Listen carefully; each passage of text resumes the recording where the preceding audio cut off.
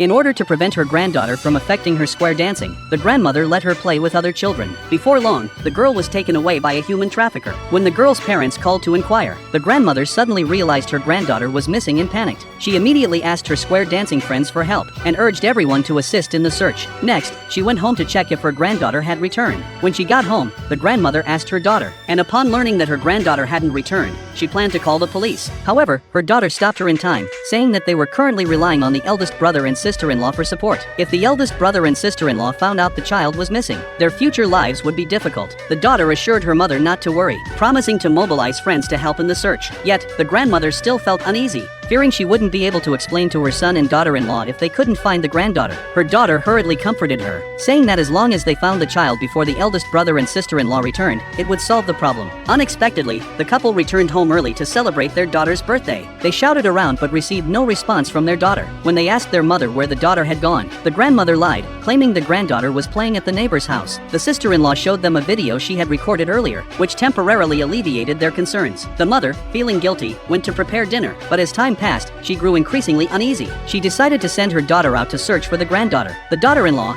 anxious as dinner time approached and still not seeing her daughter, thought of personally going to pick her up. The grandmother, however, tried to stop her at all costs, lying that the granddaughter was playing with the neighbor's children, and that the neighbors would bring her back shortly. She was adamant that they could not go get her. The daughter-in-law grew more suspicious, asking the grandmother what this really meant. The grandmother explained that they were tired from working all day, so she wanted them to rest. Suddenly, the neighbor called to check on the woman, and the woman casually asked about her daughter, only to find out that her daughter was not playing at the neighbor's house at all. Seeing this, the grandmother and sister-in-law became flustered, quickly making excuses that they had just remembered incorrectly, and that the granddaughter was actually playing at another neighbor's house. The daughter-in-law felt something was off. After all, they hadn't seen their daughter since they entered the house. She suspected something might have happened to her daughter, and immediately called another neighbor. The grandmother, frightened, knocked the phone out of her hand, shouting that she shouldn't call. Seeing the phone break, the daughter-in-law was furious, suspecting her daughter might have been lost because of the grandmother. Just as she angrily pulled the grandmother, questioning her, the sister-in-law thought they absolutely couldn't let them know the child was missing. So she pretended to be righteous and accused the sister-in-law of wronging the mother. Seeing this, the mother slumped to the ground and began to act, crying that she had worked hard to help care for the child, only to be wronged by the daughter-in-law for losing her. Seeing their mother aggrieved, her husband and sister-in-law together blamed the woman, saying she should believe her mother's words. The mother insisted that the child was definitely at another neighbor's house. The woman said she couldn't trust the two of them, so she had no choice but to go to the other neighbor's house to look for her daughter. At that moment, a friend of the grandmother, who had been square dancing, came over, asking if they had found the girl yet.